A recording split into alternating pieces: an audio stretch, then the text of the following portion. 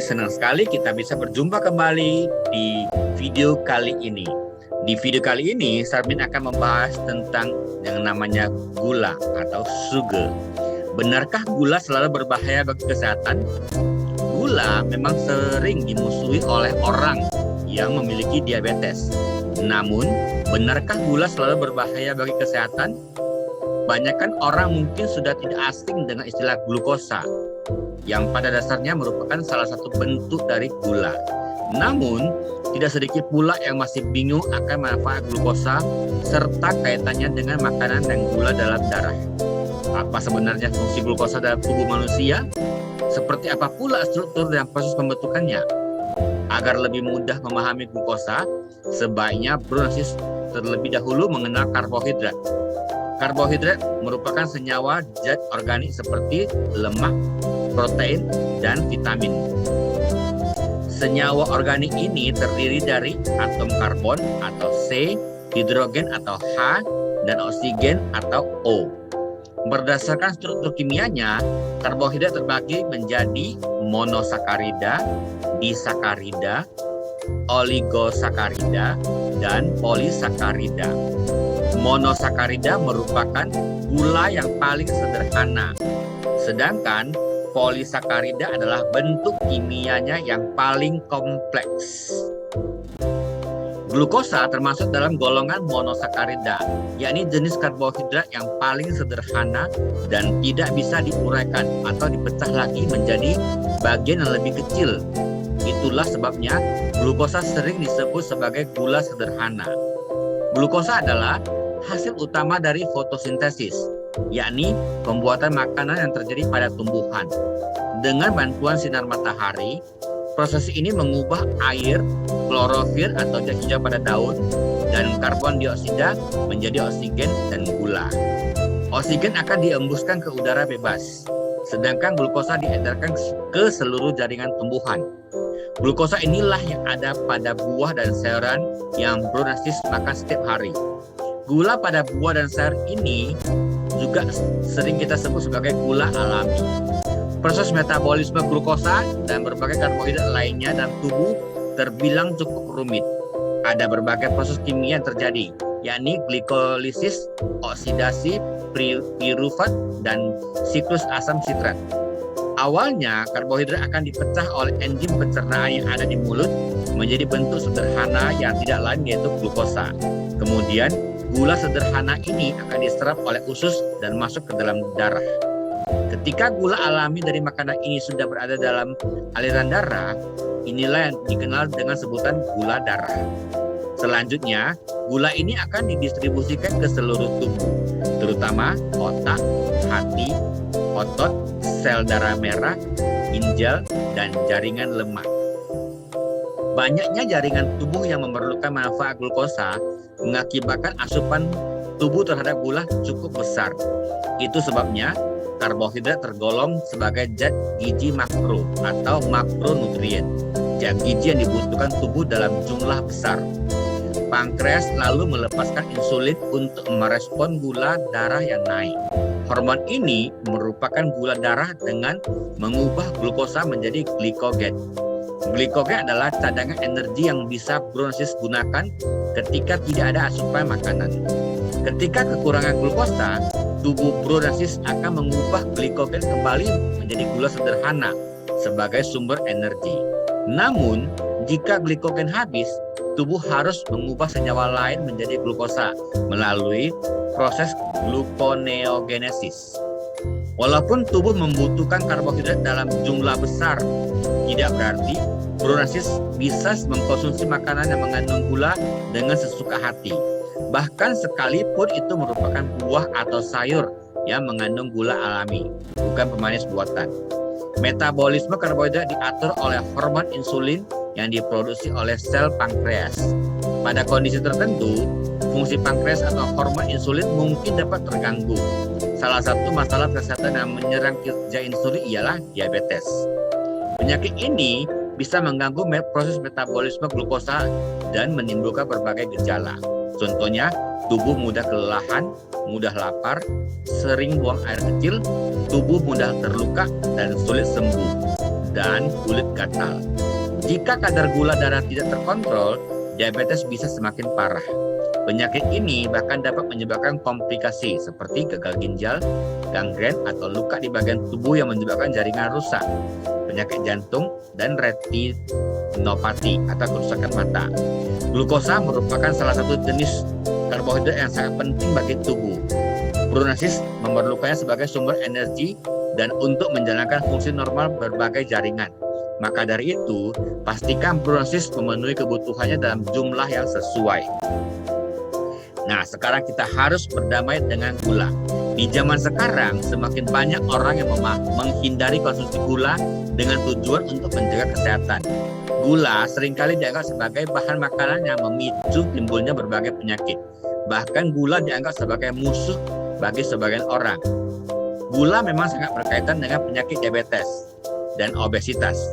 Oleh karena itu, banyak orang menghindari gula agar tidak terkena dua gangguan kesehatan tersebut. Lantas, apakah gula berbahaya bagi tubuh? Apakah ia tidak memiliki manfaat sama sekali? Gula adalah salah satu jenis karbohidrat yang terdiri dari berbagai macam bentuk, yakni glukosa, fruktosa, sukrosa, galaktosa, dekstrosa, dan maltosa. Semua jenis gula ini ketika dikonsumsi akan diubah menjadi glukosa. Fruktosa biasanya terdapat pada buah, madu, dan sayuran berakar. Glukosa bergabung dengan galaktosa, bergabung dengan glukosa menjadi laktosa. Laktosa adalah gula yang terdapat pada susu. Kemudian laktosa kurang manis daripada sukrosa, sehingga merupakan bahan makanan yang baik dan bermanfaat. Nah, apa sajakah manfaat gula bagi tubuh? Itu sebagai sumber energi pada tubuh kita. Manusia membutuhkan glukosa sebagai sumber energi utama. Dan inilah yang Brunasis dapatkan dari makanan sehari-hari, seperti nasi, roti, buah, dan sayuran. Tubuh Brunasis memecah gula ini menjadi zat pembawa energi yang disebut adenosin trifosfat atau ATP. Hampir semua sel dalam tubuh mengandalkan glukosa sebagai bahan bakar utamanya, mulai dari sel otak, saraf, sel darah merah, sel dalam ginjal, otot, hingga beberapa sel retina dan lensa mata. Gula memberikan energi untuk proses fisiologis tubuh seperti respirasi, irama jantung, regulasi suhu tubuh, dan masih banyak lagi. Tanpa gula, organ dalam tubuh terutama otak tidak akan dapat bekerja secara normal. Yang kedua, bisa membantu pembentukan zat lainnya. Misalnya, sebagai sumber energi, glukosa juga memiliki manfaat untuk membentuk zat penting lainnya, termasuk protein dan lemak. Glukosa bekerja dengan membentuk komponen genetik seperti asam ribonukleat atau RNA dan asam deoksiribonukleat atau DNA. RNA dan DNA merupakan bahan penting dalam pembentukan protein.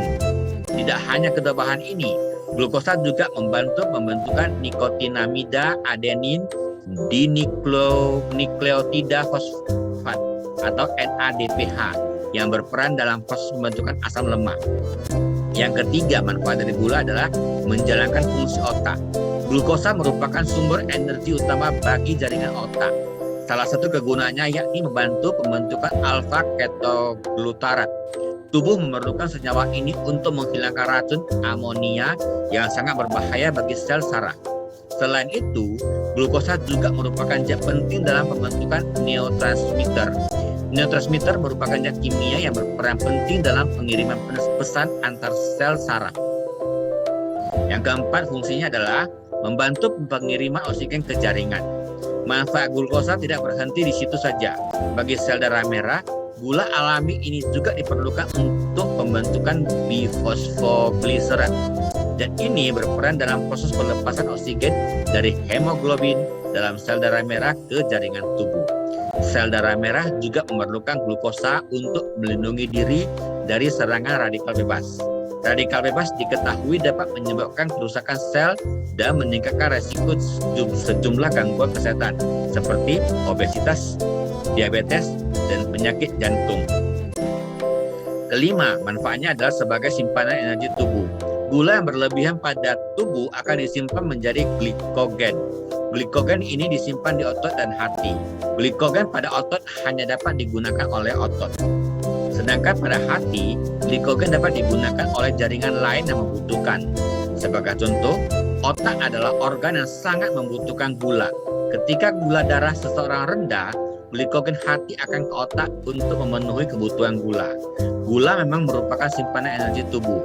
Namun, ketika gula darah sangatlah sedikit, tubuh akan memecah sumber lain untuk menjadikan energi seperti protein. Alhasil, protein ini tidak dapat digunakan sesuai fungsinya, yaitu membangun otot dan mempertahankan massa otot. Oleh karena itu, gula juga dapat berfungsi untuk mencegah pemecahan otot. Gula yang dikonsumsi secara berlebihan, selain disimpan sebagai glikogen, juga akan disimpan oleh tubuh dalam bentuk asam amino atau protein dan asam lemak atau lemak.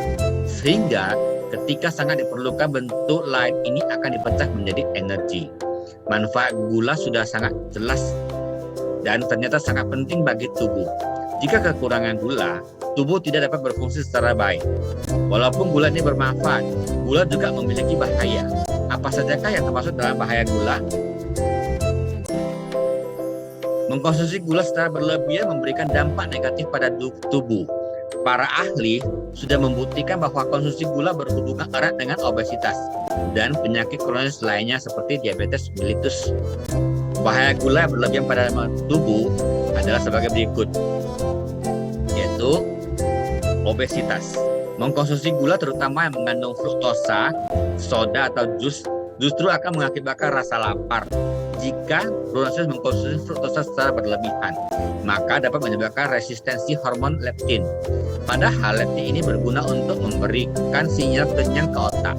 Jadi, jika bronchis mengkonsumsi asupan manis terlalu berlebih, justru akan membuat bronchis semakin banyak makan dan menaikkan berat badan. Pada akhirnya, bronchis akan berisiko mengalami obesitas. Kemudian bahayanya adalah terkena penyakit jantung. Resiko penyakit jantung adalah salah satu bahaya gula yang perlu bronchis waspadai. Hal ini terjadi karena selain disimpan dalam otot, gula yang berlebihan juga akan disimpan dalam bentuk asam lemak, sehingga dapat meningkatkan lemak visceral atau lemak di perut.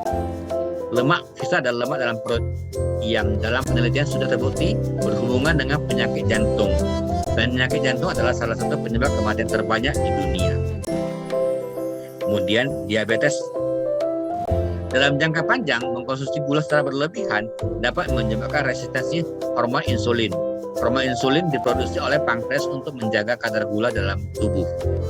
Sehingga ketika terjadi resistensi insulin, gula darah tubuh tidak terkontrol dan menjadi terlalu tinggi. Gula darah tubuh yang tinggi dan tidak terkontrol menyebabkan penyakit diabetes. Kemudian juga bisa menyebabkan penuaan dini.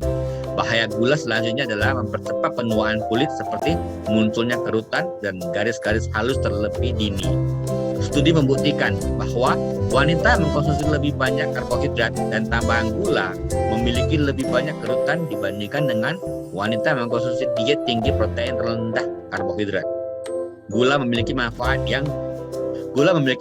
dan bahaya. Yang harus Bro lakukan adalah mengambil manfaat gula dan berusaha menghindari bahaya yang ditimbulkannya.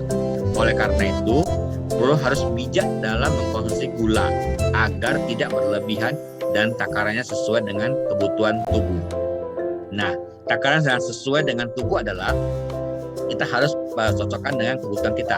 Banyak sekali macam gula olahan yang ada di Indonesia, misalnya gula batu, gula merah atau gula aren, dan gula pasir, gula putih biasa. Setiap gula olahan mempunyai rasa manis yang berbeda-beda. Perlu diketahui juga bahwa sebagian besar makanan dan minuman yang Bro konsumsi mengandung gula. Agar kesehatan tubuh tetap terjaga, bronchis perlu mengkonsumsi gula secukupnya. Menurut anjuran American Heart Association, jumlah gula tambahan yang dapat dikonsumsi setiap harinya adalah 150 kalori atau sekitar 9 sendok teh gula untuk laki-laki dan 100 kalori atau sekitar 6 sendok teh gula untuk perempuan. Itu adalah menurut American Heart Association. Sedangkan kalau menurut Kementerian Kesehatan RI, merekomendasikan orang dewasa mengkonsumsi gula tidak lebih dari 50 gram atau sekitar 4 sendok makan per harinya. Mengapa? Karena kita sudah mengkonsumsi nasi sebagai karbohidrat, jadi yang sudah mempunyai kadar gula yang banyak. Apakah gula berbahaya bagi tubuh?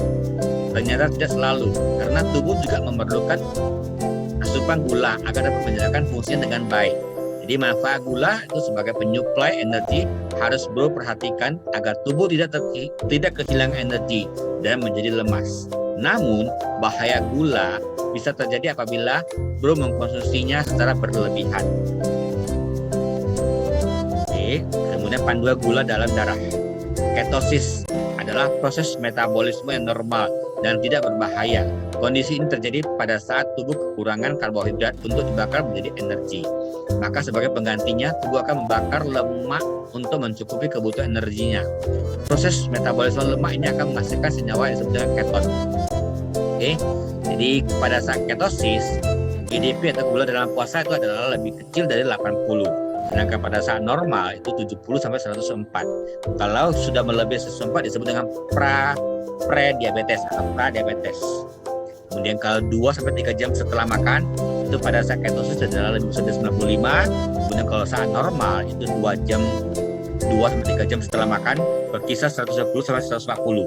Jika lebih dari 110 disebut dengan pradiabetes. Nah, kalau di dalam gula kita sudah mempunyai masalah, berarti kita harus menjaganya. Jadi kita perlu tambahan sebuah suplemen yaitu Nutrilite Diabetes. Oke. Nutrilite Diabetes adalah suplemen makanan dengan kandungan kromium yang digunakan untuk membantu tubuh metabolisme lemak, protein, dan karbohidrat. Kromium adalah salah satu mineral yang dibutuhkan oleh tubuh dalam jumlah yang sedikit.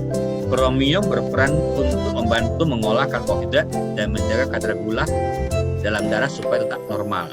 Diabetes komplit mengandung bahan-bahan yang baik untuk tubuh seperti ada ekstrak Garcinia cambogia dan Gymnema sylvestre mendukung metabolisme karbohidrat serta membantu menjaga kadar gula darah tetap stabil.